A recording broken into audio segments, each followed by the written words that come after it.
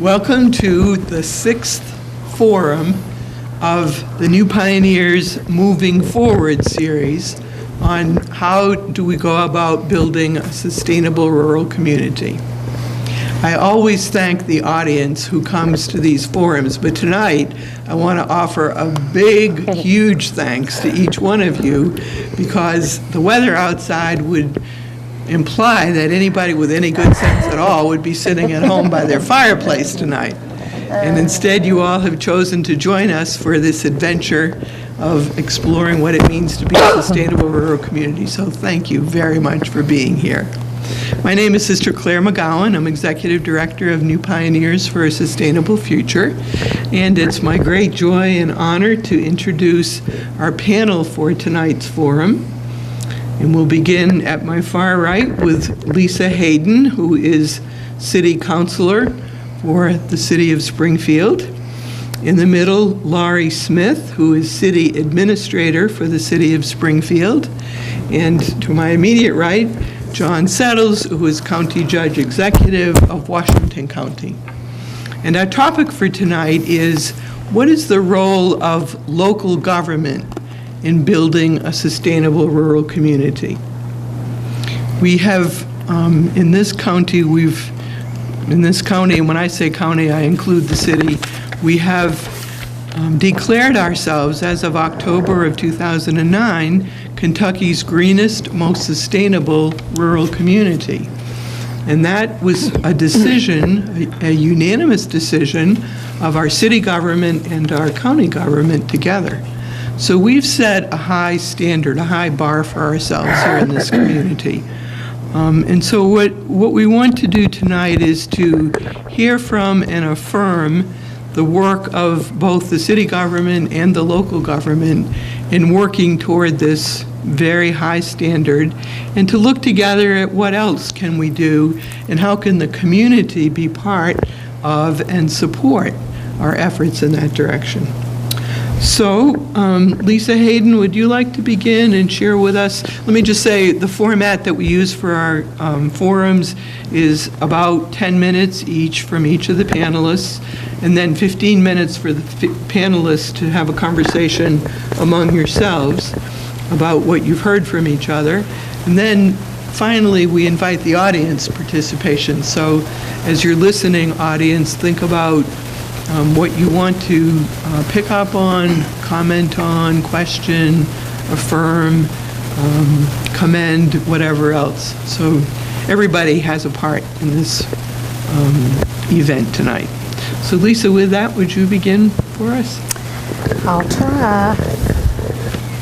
Well, I appreciate your asking me to do this, Sister Claire, although I feel inept in really saying anything about sustainability. But I know in my own little home and city and county that I think that there are, I'm fortunate to live in this area in this rural community that I believe is probably far more progressive than a lot of other cities and in our country. So, but sustainability, when I think of that, it concerns me about, global warming. I feel like we've seen that this week and last week, and I get concerned about ecological destruction and the destruction of farmland, and these were things I was thinking about. I wrote notes on today about our concern for over consumption of goods and pollution and of our water, air, soil, and landfills. And being on city council now, I feel like that's an issue that I need to be concerned about. It's, as a citizen, that's something that has alarmed me for a long time, and I've tried to do what I could, I felt like, in my own little way as a citizen. But now being on the city council, I think that there are things that we can do as a city and as a community to promote sustainability. I think back to when my children were little and how fortunate they were to live in Springfield and to grow up in a community where they could walk to school and walk to the library and feel the warmth and the nurturing of not only family but community. Walk to church. Everybody knows everybody, and everybody watches out for everybody. So I want our community to be able to continue on that path. And now our kids have grown and they've had to go to the city so they can find work, Maybe one of these days they'll come back, and I said they could do like their father did and just commute to the city and come back and live in the country. And so I feel that there are concerns, with those issues, and that if we don't do something, we're going to, we're already faced with it, and we're going to lose, I'm afraid we're going to lose more and more of our green space. We're going to lose our downtown. We're going to lose our ability to sustain and support ourselves. I know that it's like speaking to the choir in this room, because I know that everybody else feels the same thing that I do. And we're fortunate to have Debbie Wakefield on our city council, who's here tonight, and who also I know believes in these issues. So first of all, of course, which is something Sister Claire's been doing for quite some time now with our city and our county, is to, educate. And that is, I think, something that we're working on all the time. And you just can't do enough of it. And I know you've done a wonderful job at that, Sister Claire, and I thank you for all your efforts. And through Sister Claire, of course, we started our curbside recycling program when my husband was mayor, and that was a wonderful thing for Springfield. We were way ahead of a lot of other cities our size and cities bigger than us. One of the first cities in Kentucky to begin the program. Right. Like that, so it made us unique. Yeah, so there you are. And that is something, of course, I'd like to see. And of course, with the county, we have the recycling center that, is wonderful. And we have the drop-off places for people to where your recycles can be collected. Needless to say, those are areas that we could expand upon. And, I would like to see that. I think that's certainly a goal that we have, and that is where you can just take your trash can out, the whole city and the county, and have it all picked up, and they sort it. You don't need it. And so, because, our large cities are doing those things. And it is a goal that we could accomplish. So, and that's just one thing that I was thinking of through this effort, and we were talking tonight. But needless to say, you have to get people to buy in to doing that. And I think that has been one of the hardest things. People get busy and they just they just forget, or they don't make the effort. So that's a key component, education and getting people invested. I know that's something we're working on all the time. And I think improving, let's see, I had our Buy Local campaign. Well, if we, that's something that we've just started. I think we had going at one time before, didn't we, Laurie? And then we have already worked on Buy Local, and we've made a couple of efforts to work with the county, with the chamber, you know, and it's a tireless effort because you make a big push to work on buy local. You know, you try to raise awareness, let people know that we have to support our moms and pops. That every dollar you spend turns around 7 times. You tell that, but then you turn around and you hear the same people that, you know, concur, you know, they're shopping out of town. They just bought all their groceries at a franchise store out of town. So I think that continuing, as you say, education to keep people, you know, supporting mom and pop businesses, not just retail, but, you know, when we promoted it before, we promoted professional as well.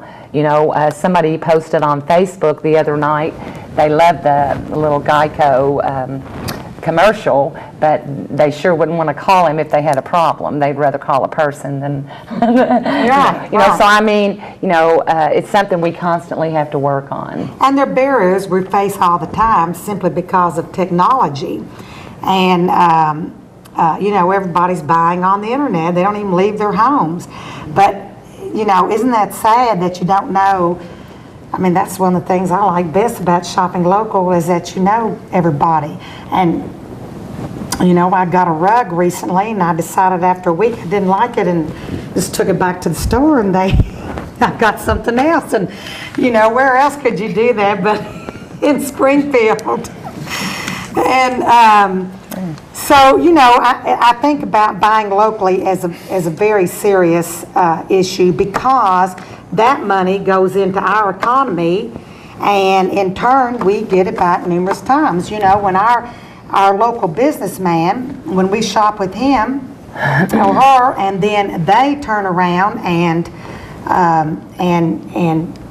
buy or give to the or through their taxes, give to the city, to the county, and that goes to the schools and to the library and then they give to their churches. Just, you know, all of that, like Laurie said, it's turned over numerous times. And so, and that's what it takes for our community to succeed and to be self-sufficient.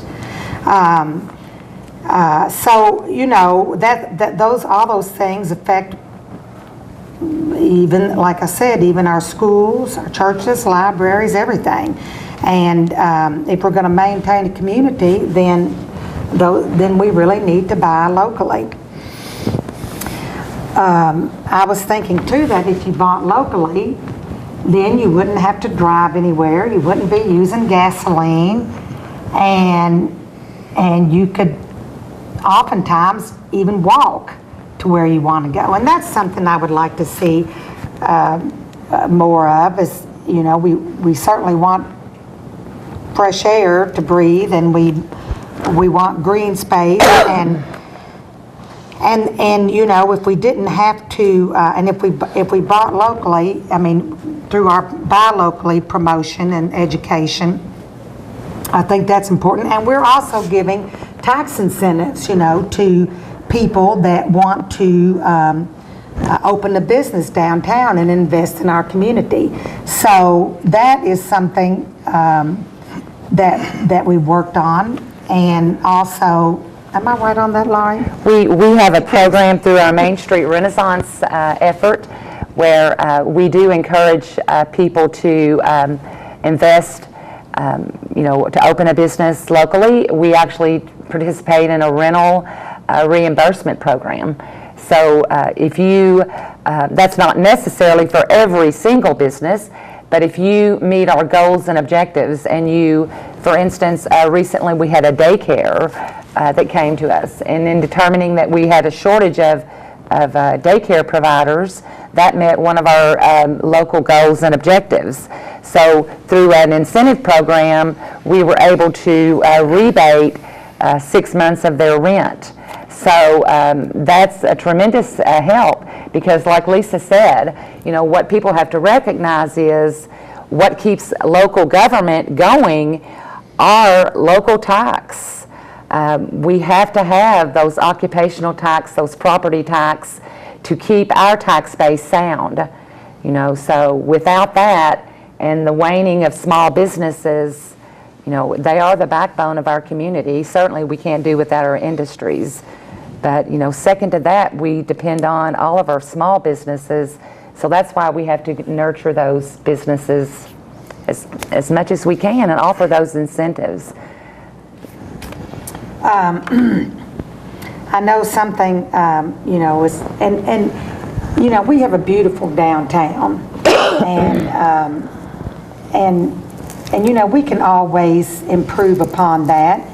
And I think those are things that we're working on all the time. But getting people to town, and and having people, wanting to, meet up at Sacconi's for, I think about when I was in high school here, Sacconi's was open then, and everybody met up, after school for Cokes and French fries at Sacconi's, and we have some wonderful downtown establishments that, I noticed the school kids the other day, which made me think of old times when they were all downtown after school for a meeting, and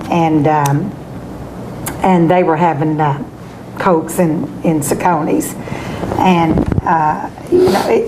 it just creates community, and I think there are things that we could do to improve upon that, and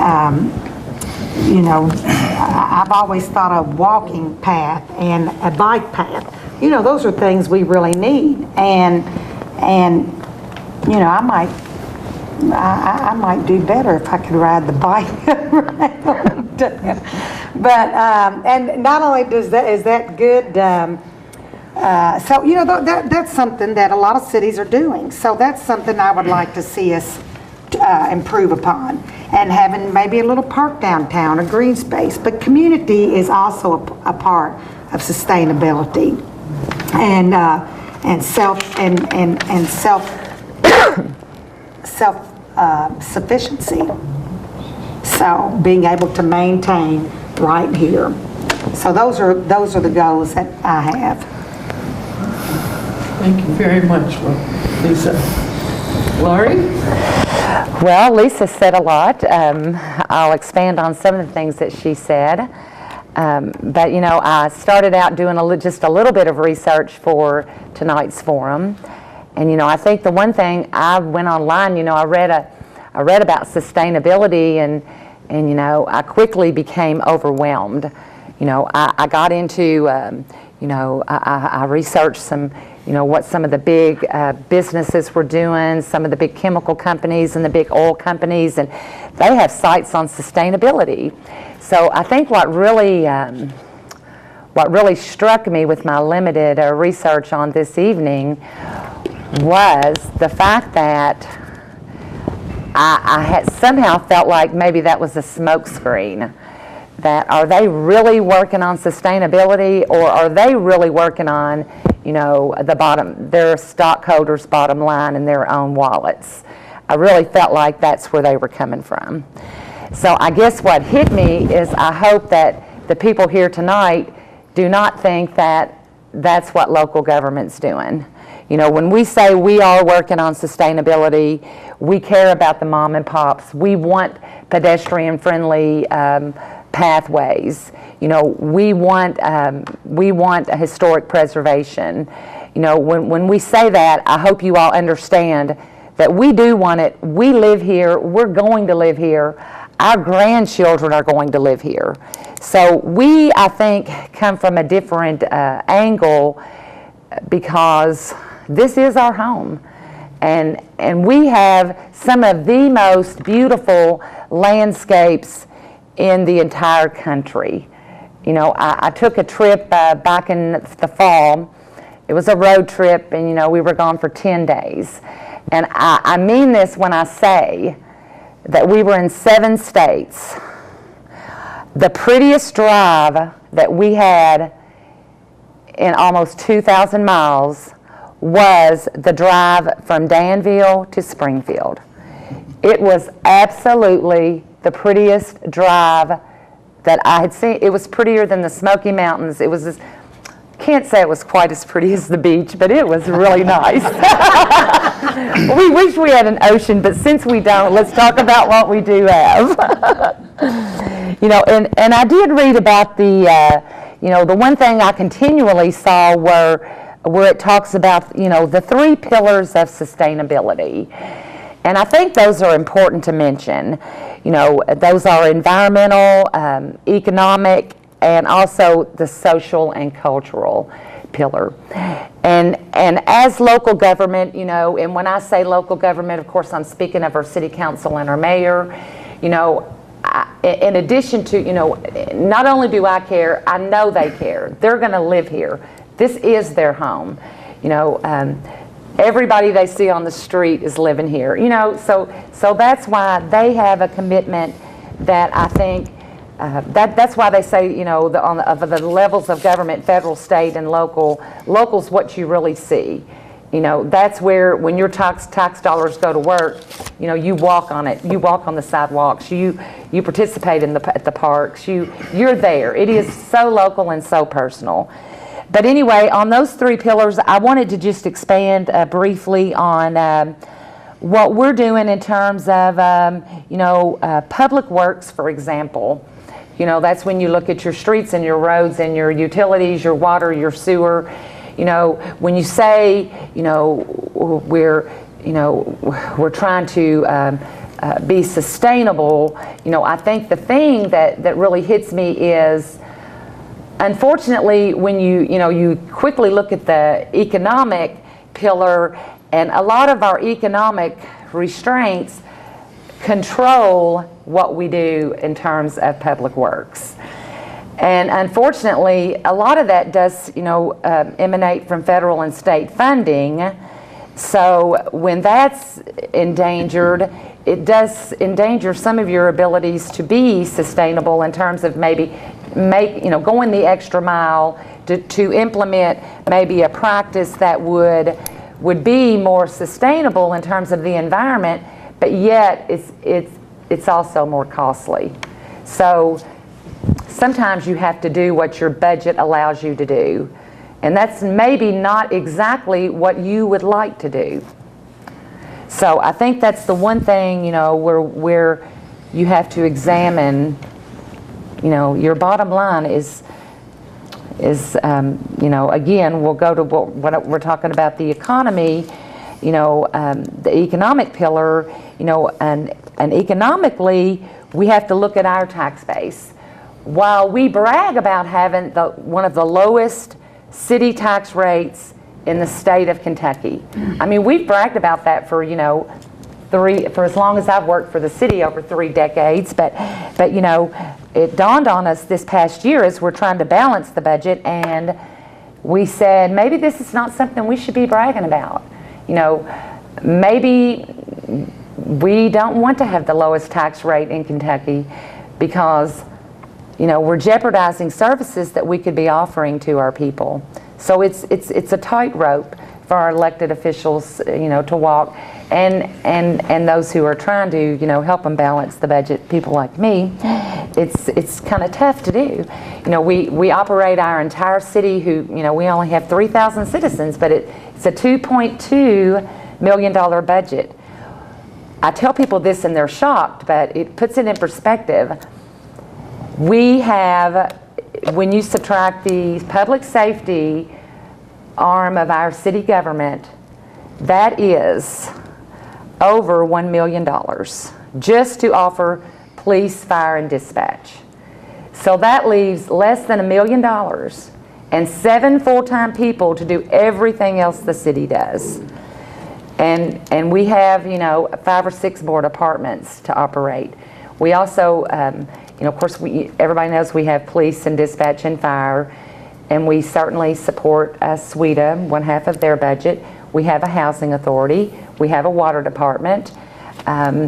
We have a parks department. We have, of course, we have our Public Works. I said Public Works, water. I'm missing somebody.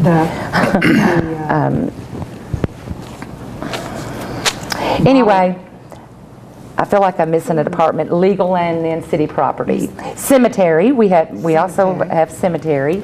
So I mean, to be a small government, you know, there's a lot of pieces to our puzzle, you might say. And we also work on the third pillar, which is social and cultural.